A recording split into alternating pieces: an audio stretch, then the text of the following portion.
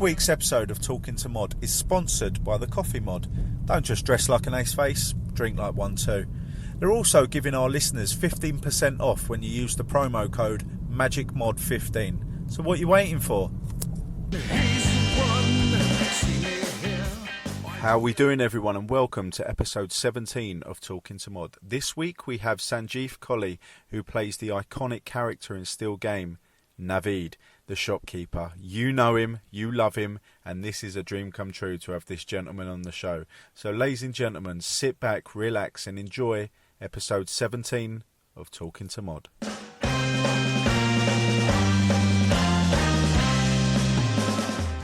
Hello mate, how are you? I'm grand, how are you doing?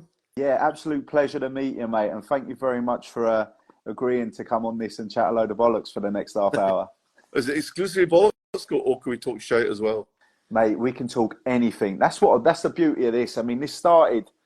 I'll give you a little background with it, right? So I've toyed with the idea probably for a few years now, but it was actually Paul Weller's idea. I was with him one day and he was saying, "You should do a podcast. You're good at chatting and all this patter and stuff like that." And at the time, I thought I could work. I'm not really too sure. I was too into my drinking days back then. Do you know what I mean? And now I'm sober these days. I'm like, actually, it's a good idea. I should really run with this. So that's the background of it, mate. But it's literally just getting people on who I either like their music, I love what they do, or just they used to play for a football team that I've loved. Do you know what I mean? So it's all people that I would love to have a chat with, yeah, but do it over a podcast. Do you know what I mean? It's brilliant. Get away with it that way, don't you? yeah. So go on, mate. Which football team do you think I played for then? Didn't you used to play for Fulham? This is a true story, by the way, right? So Glasgow a few years ago, I've got a meeting in the Radisson Hotel in the centre of town, right? Right. And it's mobbed. And what's going on? There's people waiting outside. What's going on here? So I goes in, right? And I asked the security guy, I said, why is all these people queued outside? He said, Barcelona are here. They're playing Celtic, right? And of course, I'm a Celtic fan, I should have known this. But Barcelona are staying in the Radisson. Yeah, Messi's upstairs. He's upstairs. And then I saw the wall of flesh. I thought, okay, right, yeah. There's like 20 massive guys standing in like a ring of steel. But yeah, so clearly, yeah, Barcelona, right? So anyway, I did my meeting in the kind of foyer bit, right? And I came back out. And then it being Glasgow, I got recognised, right? So a few people came up and got selfies and whatnot. And then this Scouse lad comes up and says, "Are you famous?" And I was tempted to say to him, "Well, that's an ironic question. The very fact you have to ask means that I'm not." Do you know what I mean? But I thought, I'll not go down that. I'll not chase that rabbit down that hole. I said, "Well, I am and I'm not." I said, "I mean, are you a football fan?" He said, "Yeah." I said, "Well, I mean, you may or may not be aware of me.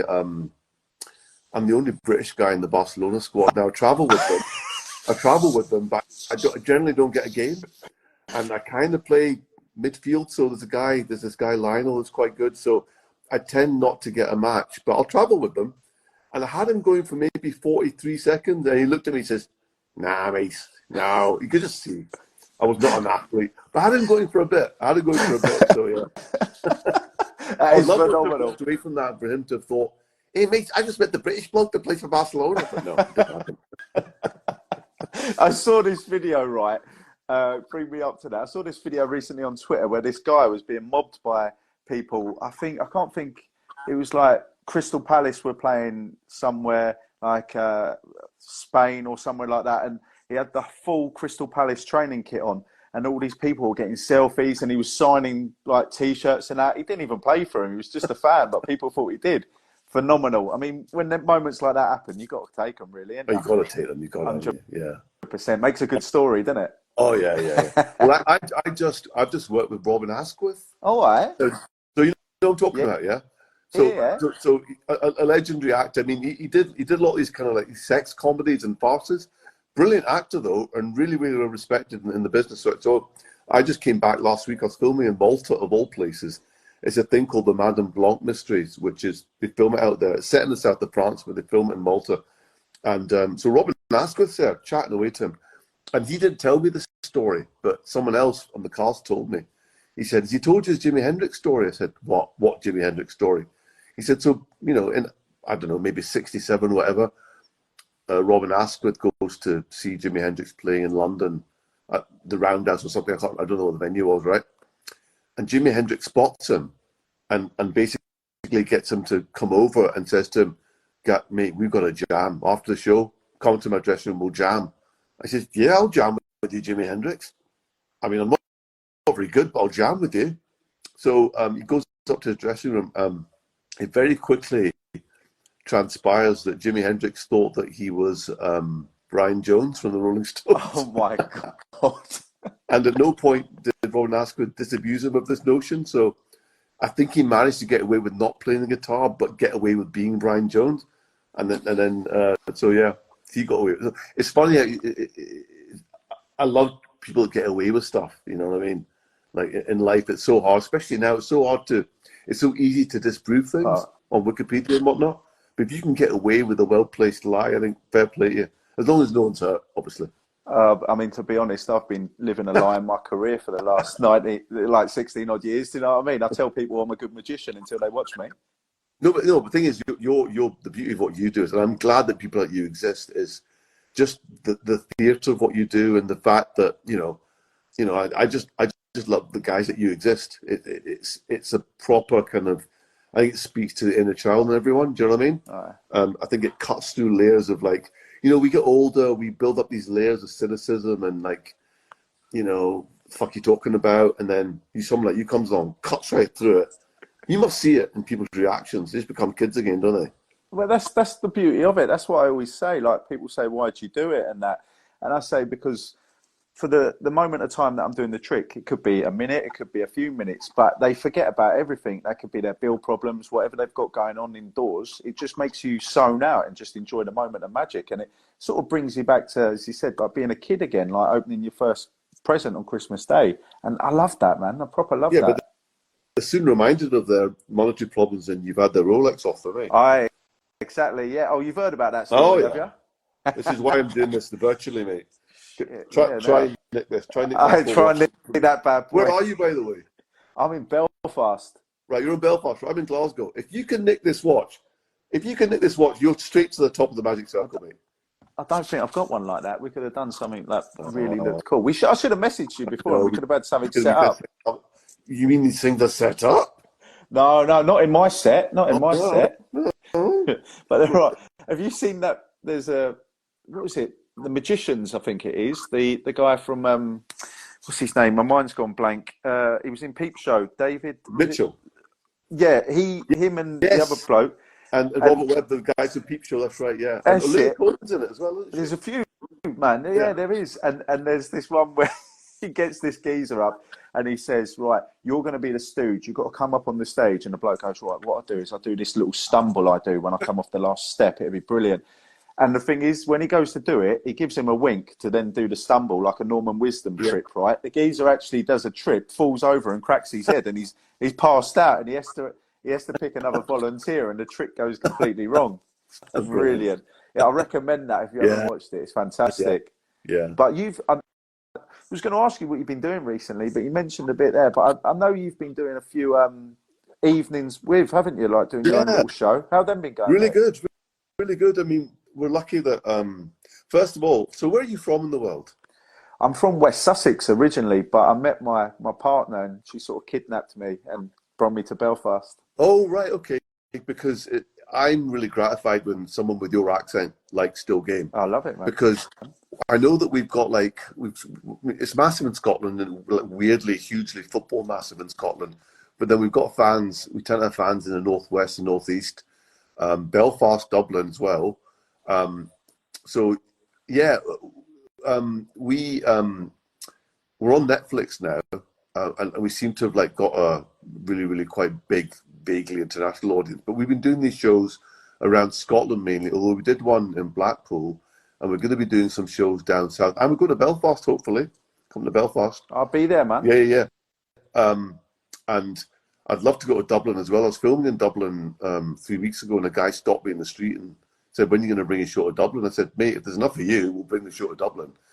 But basically, all it really is it's an audience with, so it's the 5 cast members that aren't Ford and Greg, because they've kind of got their own thing, because they're they're promoting their whiskey and their gin, so they're kind of busy enough. But the other five, so it's myself, Jane McCarry that plays Isaac, Gab Mitchell plays Bobby, Paul Riley that plays Winston, and Mark Cox that plays Tam.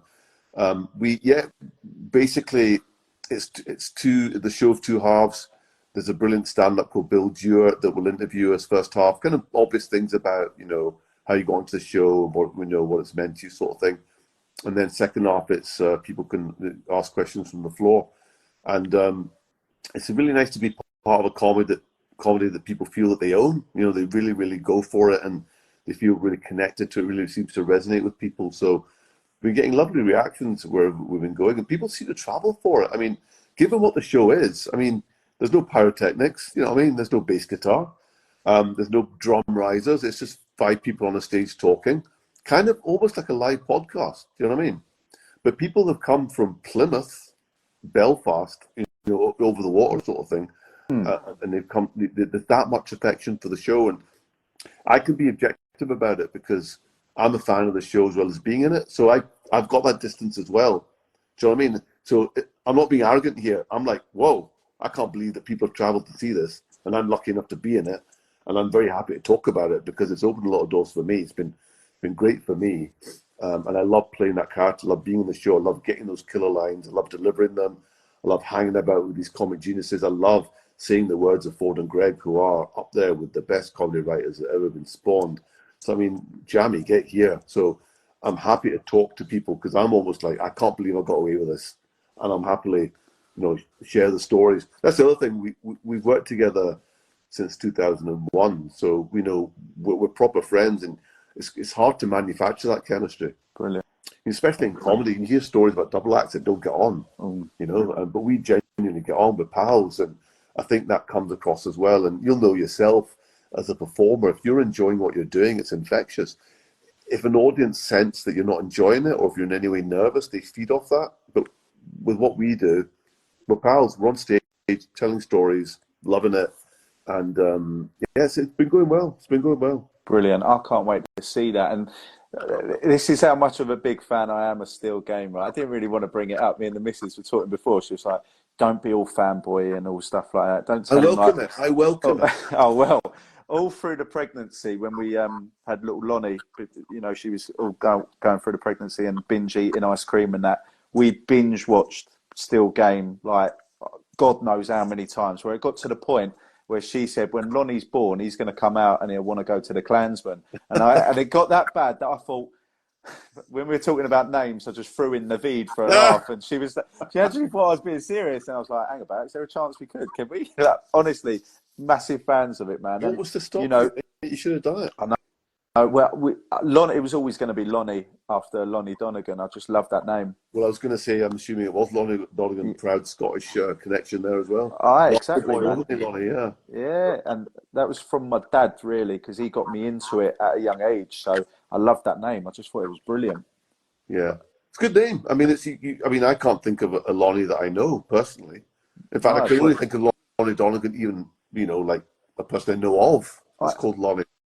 And that's it. When people often ask, they say, "Oh, what's his name?" And we say Lonnie. As soon as you say that, people always say, "Well, after Lonnie Donegan," and they look at us thinking, "You don't know who he is." And I'm like, "I may not have, but my dad did, and he got me into it." Do you know what I mean? So brilliant. Well, I tell you what, my son, my youngest, is called Vinny, right?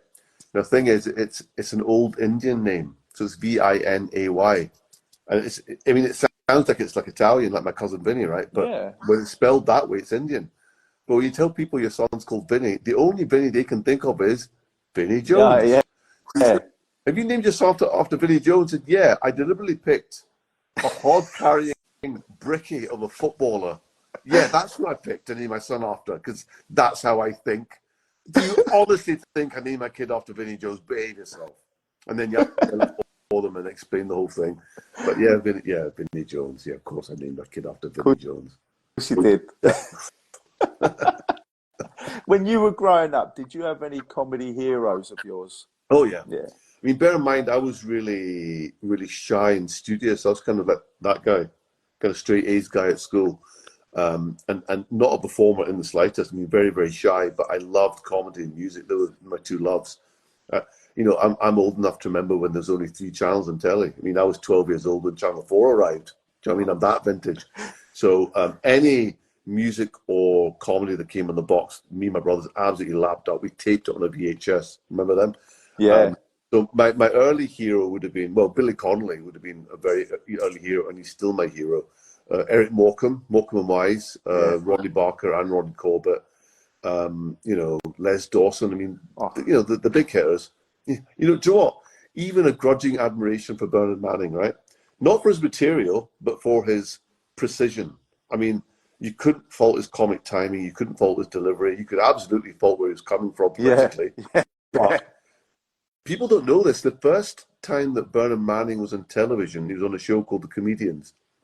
And he did a routine that was completely non-racist and non-sexist. It was like really innocent jokes. It was like jokes like 2 blokes looking at the rowing boats by the lake. And one of them shouts with a megaphone. He gets a megaphone. He says, number 91, could you come in, please? And his mate says, we've only got 18 boats. He says, number 16, are you in trouble? You know, so really, really innocent jokes, and he was totally killing it. I thought, why just do that? Why did you have to offend people? And, you know, anyway. So, yeah, so that was kind of like early. And then when the young ones arrived, and how old are you? I'm 33. Okay, right. So I remember when the young ones, though. So you don't remember it going out, but you'll have seen, like, you know, repeats or whatever. Yeah. So I was 12, 13 years old when the young ones came out. And it was the first time that something had spoken to me. I mean, I was still a bit young because it's probably aimed at maybe 17, 18 plus, but I was 13, but I thought, oh my God, this is amazing. These guys are amazing. This is like a live action cartoon, but with high end comedy, physical and verbal comedy. It was very obvious that these 4 performers were amazing, and the writing was brilliant. And you know, Rick Mail and Aid Edmondson and Nigel Planer and just Chris Ryan, amazing cast, and all the little cameos, Dawn French, Jennifer Saunders, Lenny Henry, all the bands that, you know, were on it as well, Motorhead, Madness, Amazulu, 9 Below Zero. They were an early mod band, weren't they, going back? Yeah. And it was just like appointment television. I kind of became known as the young ones bore in the playground. Like the next day, do you see what Rick said? Do you see what Rick did? So I had this real yearning to lap up any comedy that was on telly, all through my childhood, really. And that went on to, you know, getting a bit older and getting obsessed with Steve Coogan and Chris Morris and Armando Iannucci, that kind of thing. Sketch shows like Big Train and Absolutely. And it was, unbeknownst to me, that was my education. I mean, my original plan was I was going to be a doctor. I mean, that was, I got all my exams and I got into University, Glasgow Uni Medical School, and I started a medical degree, and I hated it, and I chucked it in. I did a maths degree. That's what I actually did at uni. But what happened was, after I got my degree, I fell into radio presenting, and very quickly found that my default setting was comedy in terms of writing like links for the show I was doing. Because it wasn't a comedy show that I was presenting, it was like a magazine show. But I would make sure that I wrote the links because I wanted to enjoy the experience, and no one was listening to the show. So I thought, I'll make myself laugh, I'll make the woman on the side of the glass laugh because no one's listening. And quickly found that actually I had learned how to deliver comedy and write comedy without even knowing it, just from watching so much stuff. And then when I got into comedy writing as a result of that, I was approached to write for a sketch show, and I said, well, I've never written a sketch in my life, but I've watched about 50,000 sketches, you know. I've watched all the Pythons, I've watched a bit of Fry and Laurie. I can work out how to write a comedy sketch, and that's what I did. I kind of worked out how to write comedy sketches. And this was for like a Scottish football sketch show thing called On the Ball. And that was what led to Chewing the Fat, which I'm sure you know. Of course I did, yeah. The precursor of Still Game. So I used to write for Chewing the Fat. And I'm in one Chewing the Fat sketch. So do you remember they were called the Banter Boys? It was Ford and Greg playing, we're just here for the banter. Yeah. And there was one sketch, and I think it was in a festive special, like the Christmas special, where they go to an Indian restaurant. We want it mad nippy hot. Let's take mad nippy hot. And I'm the waiter that talks them through the menu in this broad Glasgow accent. So that was one and only time I'm in Chewing the Fat. But yeah, I used to write stuff. I used to write the lonely shopkeeper character that Karen Dunbar played. I used to write the there's a sketch show called Sports Socks, where it's about a guy who sells sports socks standing on a crate in a Gal Street in Glasgow, taking his business plan to a bank manager. Yeah. So I wrote that one. And we used to write, Donnie McCleary, who's my writing partner, who I write my Radio 4 show, Fags, Mags and Bags with, we wrote together, and we used to write, we called them the Dixon's Boys. They were basically, do you know when you go to Dixon's or Curry's, if they still exist, you basically go to like electrical shop, right? And you bought the thing, and then they try and sell you the fucking warranty, right? You're in that zone. They're trying to sell you the warranty, right? Suddenly they've got hold of your first name, and they hammer it into the ground. So if your name's, let's say your name's Lonnie, right? Okay. All right, Lonnie, how you doing, Lonsdale? All right, Lonnie, Donnie, Donegan. And they'll take your name and they'll play with it, and they'll paint themselves into a corner. And I love that observation about how by repeating your name, they think they're getting the kind of bargain to you and ingratiating themselves with you, and they tie themselves in knots. So wrote those sketches. So yeah, then that was what led to Still Game in the end. Unbelievable. Let's talk a bit more about Still Game, honestly, because I know you said you could talk about it forever, and you're so grateful of the doors it's opened. And yeah. I'm so grateful that you've joined me with this, because I love the show, as you know. And I remember I did a tweet once, and I think this is how we ended up following each other. I think I gave you a follow. I saw you on Twitter, and then you followed me back, and I was like, my partner Nadine, I was like, Nadine, you're never going to guess who's followed me on Twitter from Still Game. She listed every single person apart from you, and I was like, are you taking the piss here? Who's my favourite character? And then she's like, Navid. I was like, yeah. Has he got Twitter? And straight away went on Twitter and followed you. I was like, no, but can we go back to the news that he's followed me? Honestly, I was buzzing, mate. But let's talk a bit more about that fantastic show. And I want to say, I'm sure many other people would put Still Game up there with Only Fools and Horses and The Greats. And Navid plays such a key role in how the show is, how fantastic the show is. And that must be brilliant to be like a comedy icon in that show, mate. I can't tell you. I mean, like, it was weird as well, because in as much as by that point, so that was 2001, 2002, and I had been, I guess, working in comedy for maybe 6-7 years by that point. Quite obscure stuff, though, like stuff on Radio Scotland that I liked, but no one was really listening to it. Kind of critically acclaimed, but wasn't really kind of catching fire. And then you're in this show. Now, the thing about Still Game, as you know, is that it came from Chewing the Fat. Now, the thing is, it didn't come directly from Chewing the Fat. The actual backstory for Still Game was it existed as a stage play in 1997. So Ford and Greg had written this three-hander featuring Jack, Victor, and Winston, right? And it was all set in one room in a high-rise flat. And there was a subplot with a Hoover bag full of money. But it was just literally the three of them for the whole, whatever it was, an hour and a half. In fact, the Still Game episode is one of the later ones where Jack and Victor get the keys for Navid's caravan. Yes. They tell the story. South Africa. That's it. Yeah. That was taken from the stage play. It was like a callback to the original fans that had seen the stage play way back. That is from there. So it was a nice little Easter egg for anyone that knew the show inside out, right? So, yeah, I think you could probably still get that on YouTube or DVD or whatever. Anyway, so Still Game already existed at the stage play, and then when Tune the Fat arrived, Ford and Greg cherry-picked Jack and Victor to be characters in recurring sketches. But then they also brought in two other old guys to do the songs. So you remember there's the four of them doing His Majesty's Home for the Blind and all that stuff. Yeah. Jack and Victor and two other unnamed guys who ended up being Tam and Winston. Yeah. So when Tune the Fat finished and Still Game was the thing, basically Greg and Ford approached me. Oh no, that's the other thing I missed out a bit as well. So when I'm writing for Tune the Fat, okay, round about the millennium, so it's kind of straddled the millennium, 99, 2000, 2001. Ford approached me because Ford, Greg and I all live where I'm sitting now. We all live quite near each other in the West End of Glasgow. And we all went to the same shop that was run by an Asian family. It was a father and son. And the dad was unintentionally hilarious. Turned out drunk most of the time. The son was a bit different, right? The son was this kind of charming guy, quite handsome. I went to university with him. He used to wear like purple Versace shirts and say to the girls, "Do you want some black magic? It's a chocolate." He was quite charming. But the dad was funny unintentionally. And Ford, being Ford, can do amazing impersonations of anyone, and he's such a great mimic. And he could do this great Glasgow Asian accent. And he said, "Look, Sanj, would it be really off if I, as in Ford, played an Asian shopkeeper?" Now he'd be cancelled, right? Yeah, But yeah. back then, what I said to him was, I said, "Look, you do a bang-up impersonation of this guy. It's not like you're trying to impersonate a whole race of people. You're impersonating one person, right? I personally don't have a problem with that. I think it's really funny. And if you want to help with writing the character, then I'm your guy, because I know shops inside out. I'm obsessed with them, right?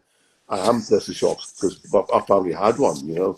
We were Asian, it's in the small print, you know. I mean, we don't get it unless you run a shop for at least 2 years. So I'm obsessed with shops. So anyway, it didn't come to pass, probably thankfully. And then Tuna Fat finished, still came, was going to be the next thing. And then the boys approached me again and they said, "Oh, do you remember that shopkeeper character we talked about?" I said, "Well, look, mate, my offer still stands. If you want help writing the character, I'm your guy." And he said, "No, do you want to have a go playing him?" And I went, "Yeah." And then, because I was like thinking, obviously, this is brilliant because this is going to be huge. I mean, we didn't know how huge it was going to become, right? But we did know it was going to be popular because Tune the Fat was already established and everyone loved these Jack and Victor characters. But they knew Jack and Victor and they maybe knew the two other older guys that sang the songs. What they didn't know was Isa, Bobby, or Navid or Mina. And you could argue that of those newbies, Navid and Mina were the most newbie of the newbie because, you know, who had seen a Scottish Asian character on television, right? So I'm thinking it's a lot of responsibility here. It could die in its arse. And if it does, that'll be on me. Because it won't be Jack and Victor's fault. Everyone loves them. So if the thing fails for any reason, it might, you know, I'm a natural catastrophizer, right? I'm just a pessimistic guy. So I just think of the worst. But of course I said yes. I'm not going to say no during the thing. And then Greg said to me, "Look, it's really funny when you impersonate your dad." So if you imagine Naveed with a turban, right? Because I come from a Sikh family, and all the men in my family, apart from me, wear turbans, right? So my dad, the only thing about my dad is he's not Glaswegian. I mean, my mum and dad came over to the UK in '66, so my dad was already, I think, 30, 31 at that point. And then we kicked about West London, where I was born.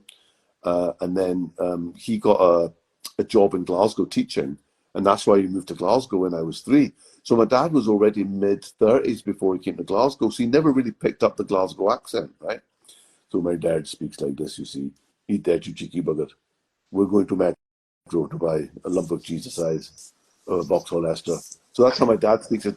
So I knew that if I could just VJ it up, you know what I mean? Because I used to write. I mean, where I grew up in Glasgow was actually a pretty vanilla neighbourhood, okay? There's a place called Bishop Briggs, which is kind of white, okay? And then I got sent to a Catholic school, so not many Asians there either. But when I got to college in 6th year, I went to a place called Langside College, and that was a big old Asian area. So I was hanging about with guys that spoke like this, right? They had they had the Glasgow thing going on, but also the Asian thing going on. And I would listen to these guys speaking. And there was one guy in particular, right? His name was Saeed. And he would say to me, "Thing is, Sanjeev, right? I've got cousins, right? They play hockey. If anybody wrongs me, they break their fucking legs with hockey sticks, yeah." I'm lapping this up because I'm loving how the two worlds are colliding in this guy's accent. He's really Glasgow, but he's also really Pakistani. And I love when two things come together like that and create a third thing. You know what I mean? It's like any kind of culture clash, like strawberries and balsamic vinegar, bad example. But you know what I mean? It's great when you get this third thing that kind of emerges. And so I must have gone to my hard drive. So when it came to Naveed, I played it like my dad, but I VG'd it up a bit and just do that wee thing, you know, you junkie bastard. It's, you know, and then Naveed is formed. And thankfully it worked. But also just because of the way that, you know, and I have to say from the bat, because people say, "Oh, do you write Naveed?" I do not write a single word of Naveed. It's all Ford and Greg. Every single word of Still Game is written by those two geniuses, and I am eternally grateful to them for giving me the gift of Naveed. So they brought the writing, and I brought, I guess, the physicality and the voice. But I knew this guy. I mean, I've met so many Navids. And the thing is, I must have met over 100 people that have said to me, oh, did the guys based Navid on my local shopkeeper? Because what Ford and Greg did was, intentionally or unintentionally, I don't know, but they happened upon a real kind of trope's not the right word, but basically what it is a lot of, there is a disproportionate number of shops run by Asians, right, in Britain, right? And for good reason. Because, for example, I'll give you my dad's, my mum and dad, right? My dad, a trained teacher, my mum, a trained social worker, right? My dad watched all of his friends getting promoted. He had his own theories as to why a turban Sikh wasn't getting promoted. So he said, fuck, let's play a game of soldiers, let's try go into business. So, to me, it speaks of a real work ethic. Because, by the way, working in a shop, it's not a picnic, ironically, even though they sell picnics. It's really, really difficult working in a shop. So to me, it speaks of really, really hard work ethic. They're going into areas which are pretty rough a lot of the time. They're putting up with a lot of shit. Like if you're like maybe the only brown face in the area and you're driving a private Merc with, tan Merc with private number plates, you're going to get, name calling, you're going to get graffiti, all the rest of it. So these guys have put up with a lot of shit through the years, and all they've really got is their banter, because you can't hit a Ned with a baseball bat anymore. It's not fashionable or legal. So what you've really got is your banter. So you've got this generation of usually guys that are front of shop. Not always, but mostly.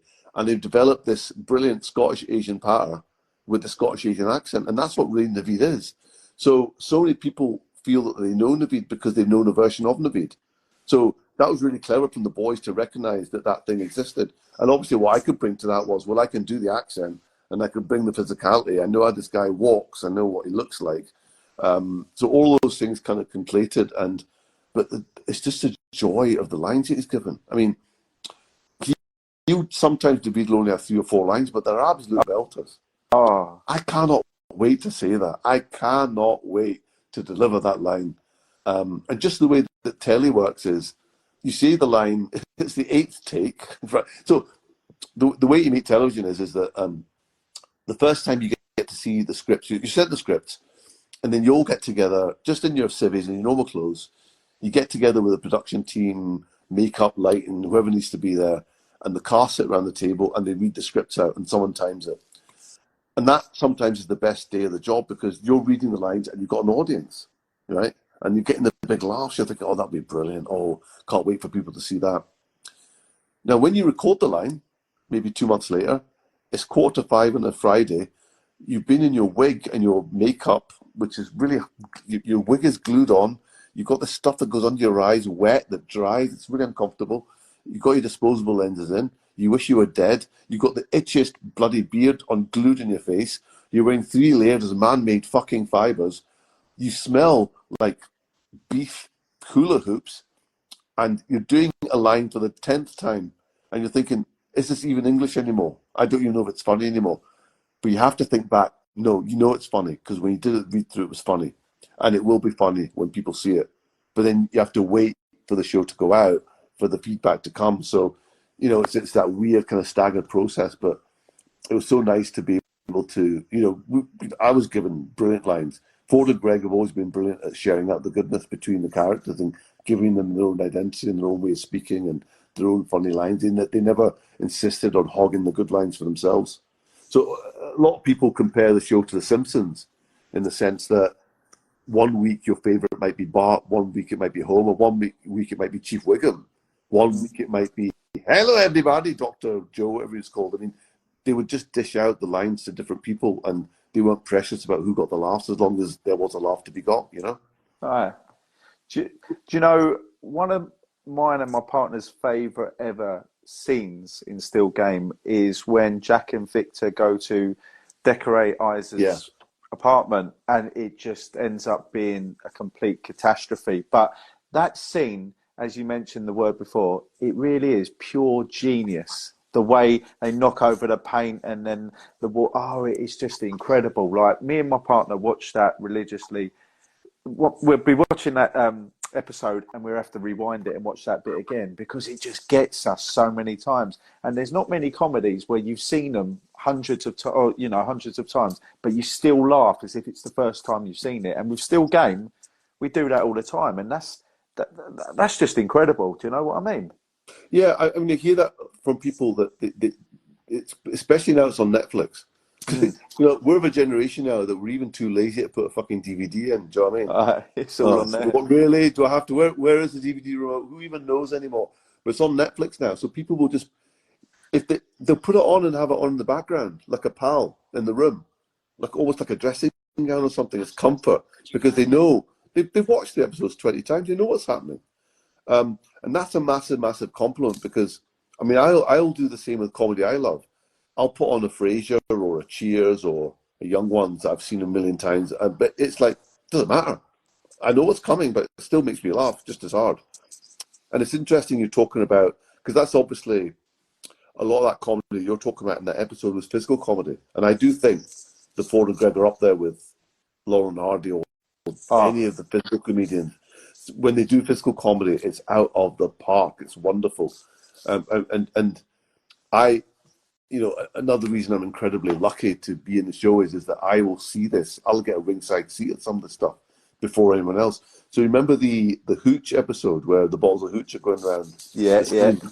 And so it's a scene where it's me and Isa and Jack and Victor, and I leave the shop. I go behind the beads, and then Isa pulls out the Hooch. She's got some secret hooch, the wabba wabba, the katanga, and then she gives it to the boys. So they neck it, and then I'm watching this through the beads. Now here's the thing, right? Of all the cast members, I am the best and not corpsing. I'm great at not laughing. It's probably why I'm so good at playing the beat is I can just be Greg Byrne. No one can make me laugh. Inside, I'm shitting a kidney, but facially, nothing. I'm like Mount Rushmore. I'm really good at that. This was the one time I nearly laughed, and I wasn't even in the scene. So that'd been really embarrassing that I ruined their take, and I'm not even on camera. When Greg goes down and grabs his arm and he flips the flumps, and then Ford does this thing where he goes, That's it. he says he doesn't like it, and I'm seriously trying not to defecate a lung behind those beads because it's one of the funniest things I've ever seen. And then it's really gratifying to watch that play out, and it's every bit as funny as remember. And I think another incredibly gratifying thing about being in the show is kids love it. And I think that part of the reason is that that kind of humor is universal. Physical comedy is universal. And see, when kids dig the show, it's such a better than any BAFTA because kids aren't going to lie to you. And if you can make kids laugh, then it's amazing. It still to this day, it's baffling in a good way the age range and the kind of demographic range of Still Game fans. 4 to 94, the singer at the Jesus and Mary chain, Jim Reed, who I was scared. I met him. So basically, I'd gone to see the Jesus and Mary chain at the Barrowlands in Glasgow, right? And I hadn't seen him the first time round. I was always slightly scared of the singer, Jim Reed. He's quite a scary kind of proposition, right? Really moody. I mean, brilliant band. And I think part of it was because of his personality. So we'd watched the show. This was about 6-7 years ago. So brilliant, amazing show. Loved it. And as I'm leaving, a door opens and I don't know if it's the band's manager or what, but a really friendly guy obviously recognised me. He says, "Do you want to meet the band?" I said, "Yeah, I'll meet the band." So I goes backstage and Jim Reed is talking to someone, and I'm kind of like a sort of a spare wheel, and still quite scared of him, yeah. And eventually, I have a chance to speak, so I said, "I'll just make it brief and then I'll leave." Right? I said, "Jim, listen, I'm going to go now, but I just wanted to say that I never got a chance to see you guys the first time round, and what a joy, amazing. I'm really glad I came. You guys are brilliant." And then he kept talking, thought I'll stay, and he said. And he's got this very deliberate way of speaking like this, very enigmatic. And he says, I live in Cornwall now and been there a few years. And I've got a pal from Glasgow that comes to visit me in Cornwall. And when me and him are cutting about in Cornwall, we're kind of like the Jack and Victor of Cornwall. I'm like, the singer at the Jesus and Mary Chain is a Still Game fan. Get on I'll that. get in.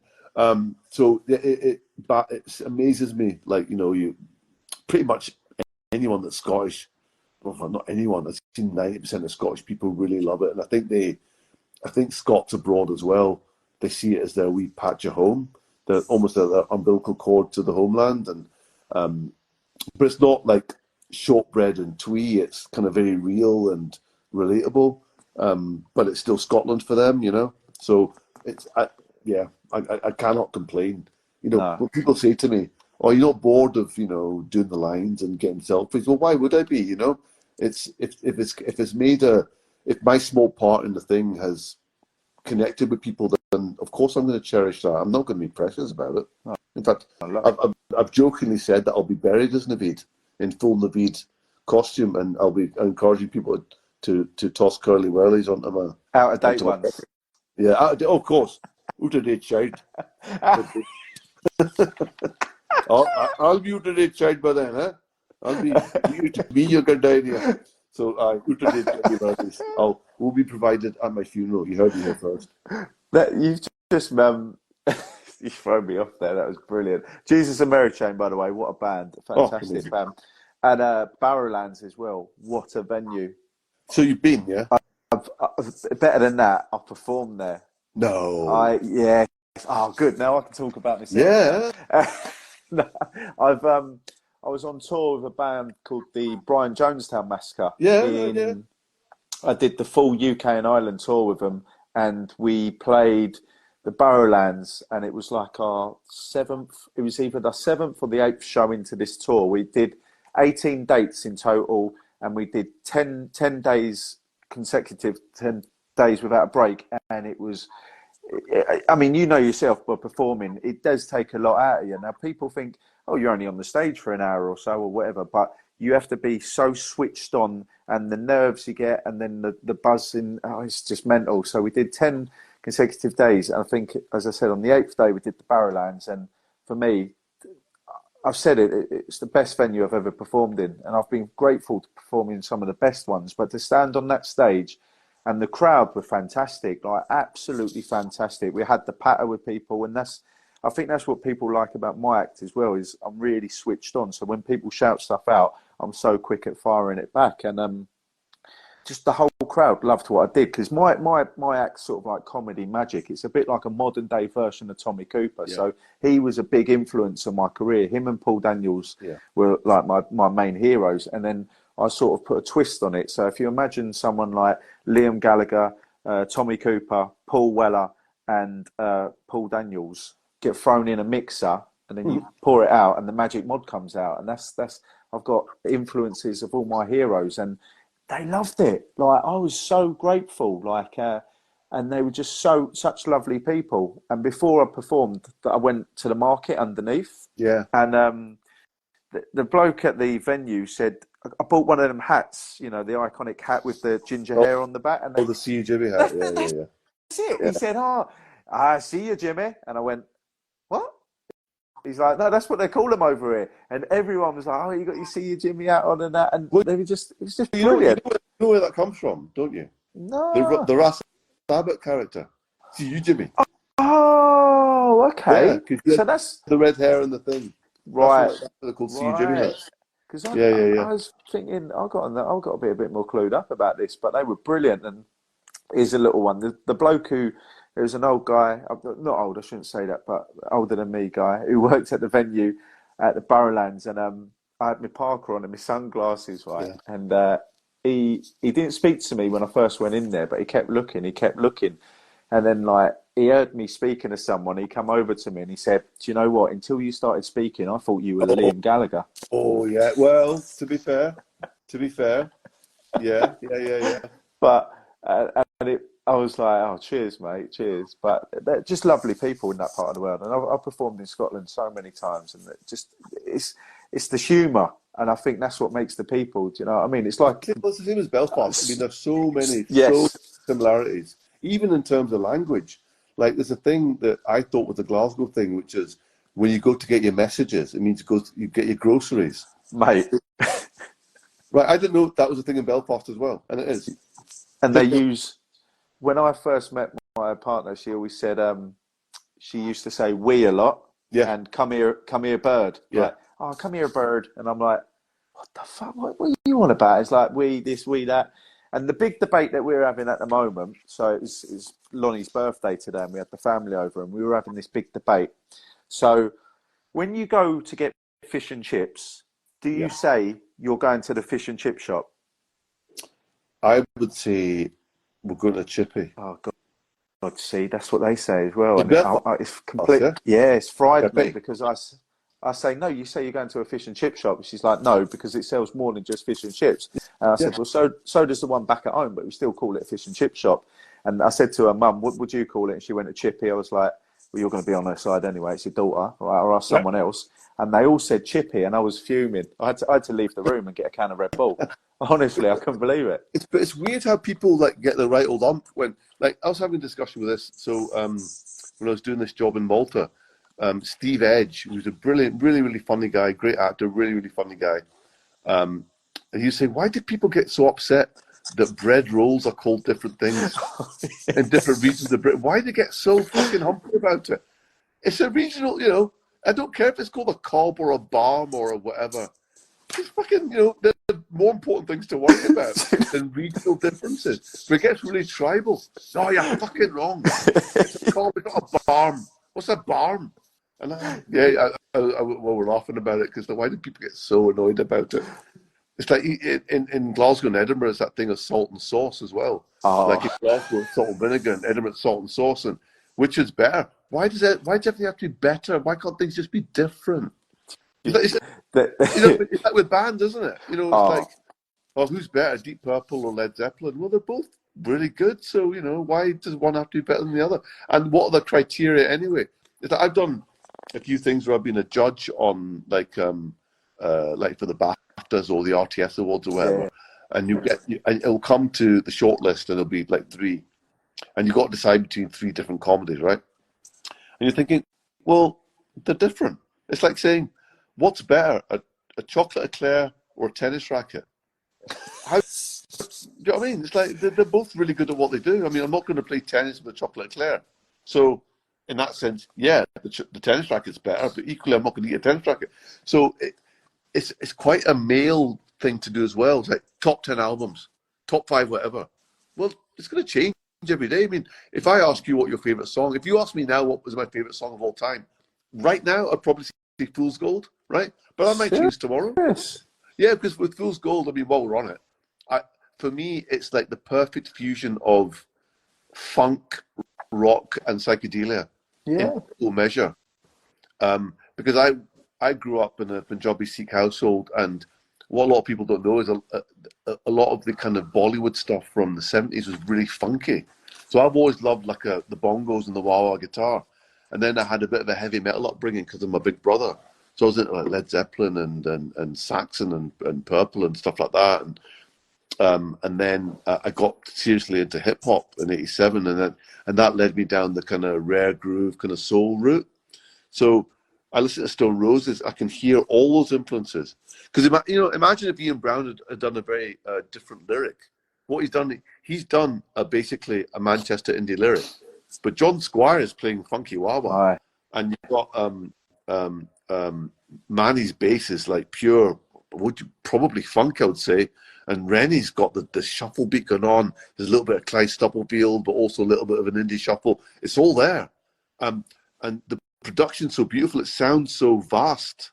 So it's a lot of things at once for me. And I will never tire of hearing Fool's Gold. I just think it's just iconic. But, ask me tomorrow and I might say it's, Atmosphere by Russ Abbott. I'll never say that, to be fair. Yeah, it's this thing of why do we have to, why can't we just be different? Why do things have to be better, 100%, 100%. And I got introduced funny enough, on the Brian Jonestown tour, on the tour bus, they played all different types of music in the evening. And there was this lady, you may be familiar with her, and she did all the tunes for like Bollywood films, but apparently she's like the most recorded artist. And I Yeah, can't remember Lata Mangeshkar that. or Asha Bhosle. I They were think sisters, actually. Yeah. So first you, one, you know and the song "Brimful of Asha" by Corner Shop. yeah. So that was about Asha Bhosle. So Asha Bhosle and Lata Mangeshkar were sisters that sang all the playback stuff for all of the movies from the 60s, 70s, 80s, even 90s. You're right. Right. Probably the most recording artist of all time was singing into her late 80s. Yeah. Beautiful, pure, really pure voice, really clear. Yeah. Yeah. Because I come home after the tour, right, and I was playing all sorts of music. I remember the missus coming in one day and going, "Are you all right? You know, what's happening here?" And I had a bit of that blazing down on the Yeah. speaker, and I was like, "Listen to this; it'll blow your socks off. Have a listen to this woman's voice. It's Yeah. just incredible. Like if you have an open mind and you sort of dive into them. I mean, the best thing about music is it's endless. You know, like my favourite band is the Jam, Yeah. but I don't just stop at the Jam. I would listen to anything if it sounds good. I'll listen to it. But music is just it's like a library. You take a book out and there's another one, then there's another one. And at vinyl, for me especially, I love collecting vinyl. And I was most recent one I've been listening to is Noel Gallagher's new album, Council Skies, and blowing me away, man. We went to he did an evening in Kingston, and me and the missus went to watch it, and he's just such a funny guy as well. Like he's really funny. See, Really funny. He's a brilliant mix of arrogant and self-deprecating. He knows how to do both. So even when he is talking about, I'm the best songwriter ever, but you know that it's done with tongue in cheek. You know, you'll say that stuff, but you kind of know that he's playing with you a wee bit, and he's so funny. He's just naturally funny guy. See, his brother is. So I've never met. I mean, I went to the Q&A. I've seen him many times. Noel, never met him, but I've met Liam a few times. And when I first met him, I was with Cole Barrett from the Libertines, and I was like, I need, because that's another band I went on tour with, right? Fucking long, mate. Mental that was. That's a 5-part Netflix series, surely, touring with the Libertines. And well, I was on the tour bus as well, right? And I remember one day we were all playing cards and drink. This again back in the drinking days, and I lost at cards somehow. That's how I know. How did that even happen? And I remember, I think the loser had to do a shot of gin, right? And I hate gin, and there was no shot glasses anywhere, so I got a coffee cup, teacup called Baby Shambles song, gin in teacups, and I filled up this whole teacup with gin. I thought, well, I'm committed now. If I do this, they're going to think I'm proper rock and roll anyway. So I smashed it back. About 10 seconds later, I ran straight in the toilet and brung it all up. But I was spoke about a few times on that tour bus. But again, brilliant band, and they're like a family for me for giving me an opportunity. But so I forgot what I was going to say. Well, we're talking about yes, Liam. Sorry, yeah. Sorry, my head's been fried recently. Sorry, mate. So I met Liam in a pub called Nambuka, and he was speaking to Gordon Smart. I think he was doing a small interview with him. And we had a chat. Gordon, again, lovely bloke, very nice bloke. I got to know, and me and Liam were chatting. Cole said, "Go and speak to him." So I went, "All right, Cole. Hello, Liam. All right." He said, "This is my mate, the Magic Mod." He went, "Magic Mod? What a fucking name that is, man. Are you in a band?" And I went, "Mate, I'll make a better sound with a guitar if I throw it down the stairs." And he went, "That's a bit like fucking me, our kid." And I was like, "Right, listen, do you want to see a card trick?" And he was like, "Oh, you're being serious? You're a magician?" I was like, yeah. So I showed him a trick. But I was so nervous because he's like one of my heroes. And I did this trick, and the first one weren't that good. He was like, it was all right. I said, "Right, one more to win you over." And he was like, "Fucking go on then." So I'd done this trick on him, and it completely blew him away, right? And the moment was, he literally, after that trick, he gave me a big hug, and there was a photographer there who took the photos, and I got this photo of him grabbing my hand and then a picture of him hugging me. And it's just a priceless moment. Do you know what I mean? People could look at it and go, "Oh, that's a good photo." But the whole story about meeting him and doing that, yeah. You know, the whole, people say, don't meet your heroes, right? Well, I've met every single one of mine and they haven't disappointed. Yeah. Do you know what I mean? Well, good, because it doesn't always happen. No, and and you're right there, because I mean, I'm sure you've been, and you've seen it as well, with the people you've worked with. I'm not saying you've seen people who are arrogant and that, but like I've been in dressing rooms with certain people and that, and they think they're bigger than what they are, and you think, mate, like the people out there who you're playing to, they're the ones who have got you where you are. I mean, I know you've got to have some level of talent and that, but if people don't buy your records or don't support you and don't buy your tickets, why would you be an arsehole for them? Anyone who comes up to me and says, I love what you do, can I have a photo? And I'm like, fuck, mate, you want a photo with me? Seriously? Oh, fuck it. I'm so grateful for it. And that goes back similar to what you said, like when people come up to you and talk about the Navid and Still game, and you're so humble about it and you're so grateful. And I love that, man. I love it when people are like that, like down to earth with it. Yeah, all I'll say is if you're polite to me, I'll be polite back. I mean, some people, they can be arseholes sometimes. And sometimes as well, the Scottish thing of they kind of want to trip you up a little bit. But what I do then is I'm disarmingly nice to them. So they've got nothing. They walk away like, oh, fuck, he's quite nice. You know, they're looking for something in on you and they can't. But yeah, for the most part, you know what? People are polite. And yeah, why would I take that for granted? It amazes me sometimes when people have almost contempt for their audience. You think, yeah, you're talented, but you wouldn't be getting in that car or living in that house or having this career if it wasn't for, you know, people paying to come and see you. I mean, I always make a point of when we do these Q&As of thanking people for coming and for the support through the years. I mean, when we did the live shows at the Hydro, I mean, there was... did you manage to make it along to any of the live shows? I didn't, mate. No, I didn't. No. Well, I mean, look, the pricing structure's got nothing to do with us, right? It's fucking Ticketmaster, who, by the way, can go fuck themselves. But we were getting stories about people taking out payday loans to come and see us live. And you think, oh my God, I don't want people to financially suffer to come to see a show. They shouldn't have to. It should be affordable.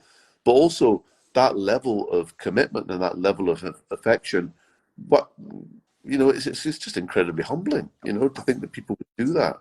You know, the fact is that when we did that first run, we were scheduled and contractually to do 4 shows in the Hydro, and we sold out 21. Mad. So I'm never ever going to forget that. You know, I mean, you know, I'm playing in a venue where I'd seen Prince perform. The Prince is the only person I've actually stalked. So, you know, I've seen Fleetwood Mac there. I've seen the White Stripes. I've seen Queens of the Stone Age. I've seen, and the very fact that that audience put me on that stage, I'm never ever going to forget that. You know, you can't. How can you? Of course not. That's quite a Scottish thing as well. I think it's like I've always said if you're in Scotland and you say, "Do you know who I am?" Someone will say, "Have you got Alzheimer's? Where's your carer?" It's the only reason you can say that. Do you know who I am? If you genuinely have forgotten yourself, who you are, fucking try that shit here. Honestly, mate. Good luck. And I'm sure it's the same in Belfast. Oh, mate.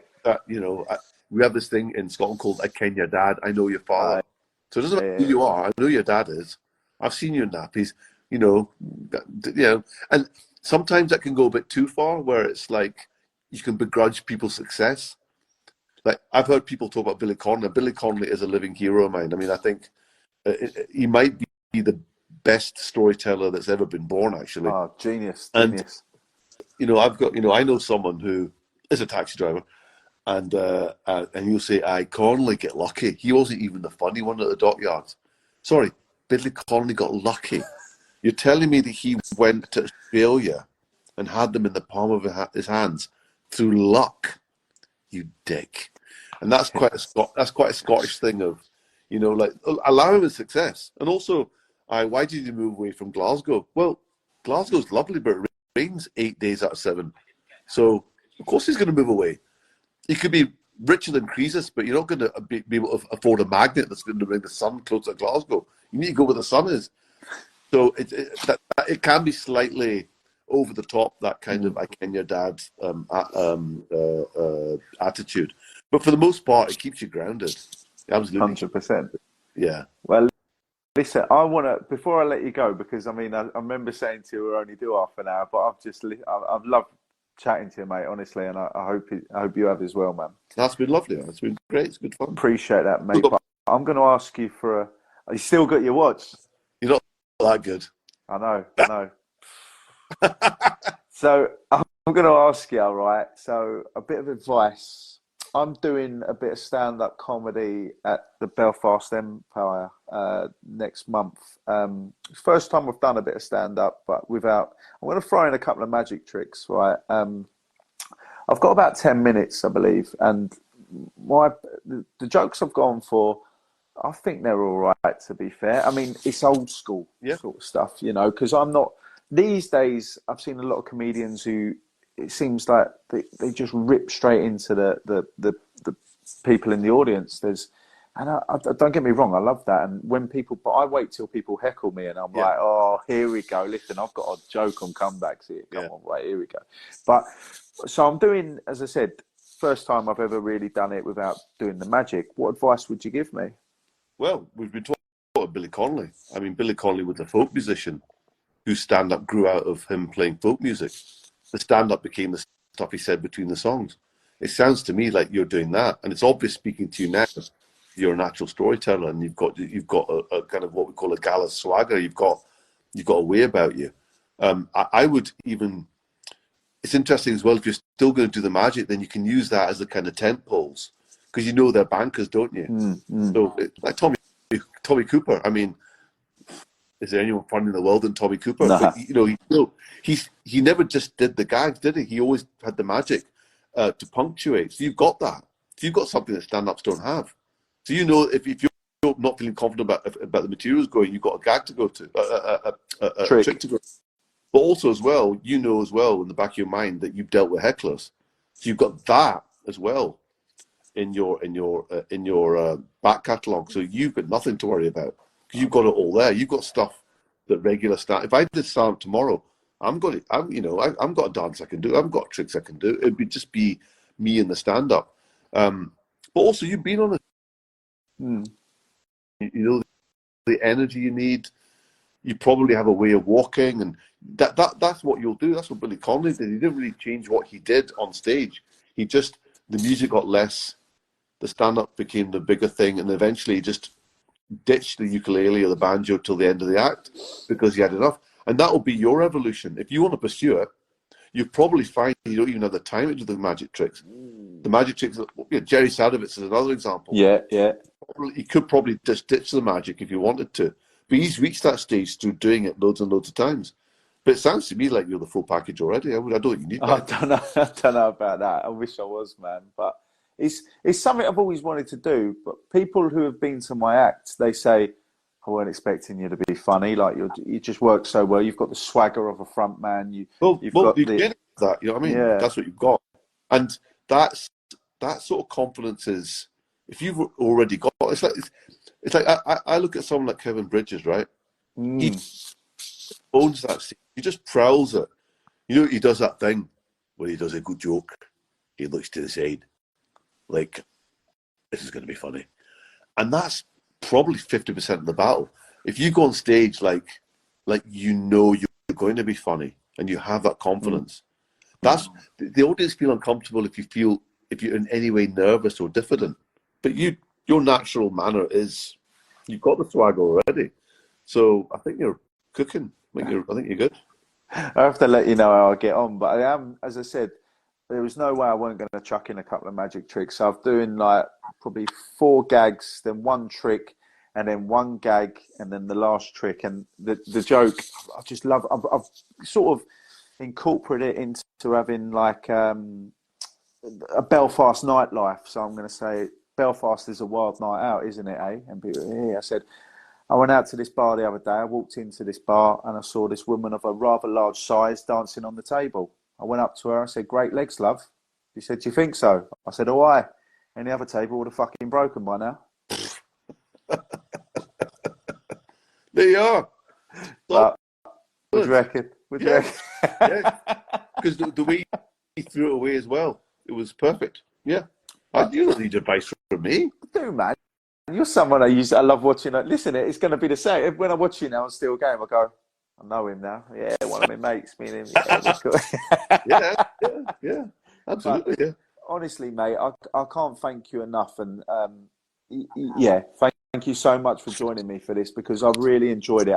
I didn't know how long we were going to do, but it's been such a pleasure to talk to you, mate. How long have we been on? About an hour and 10 minutes or so. And I know why you kept me on so long.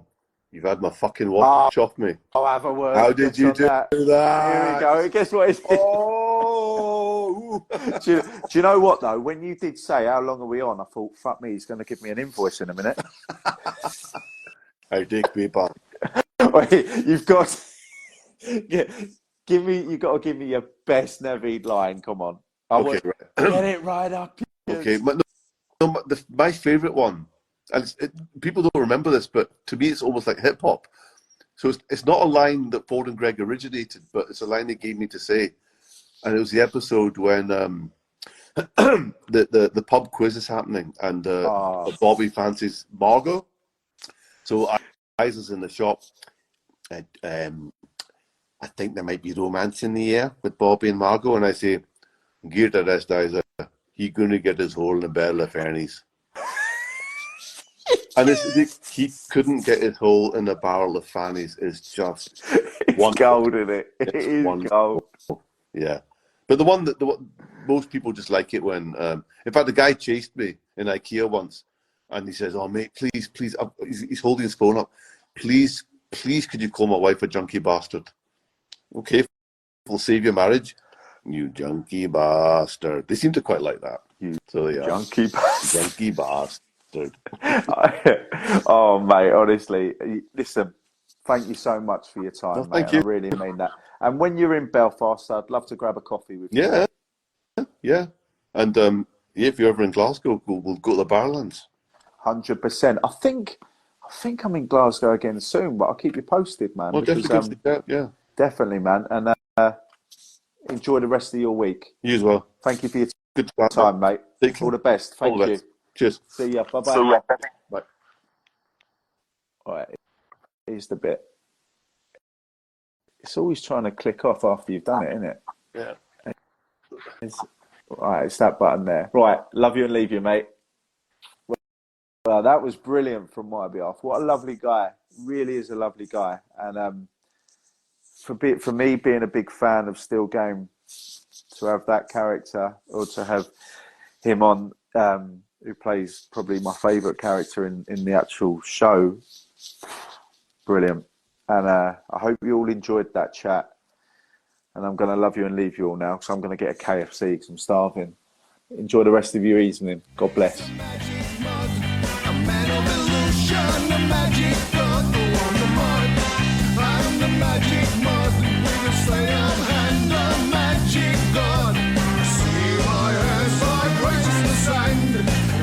Everything's a word of some man. Fulfill the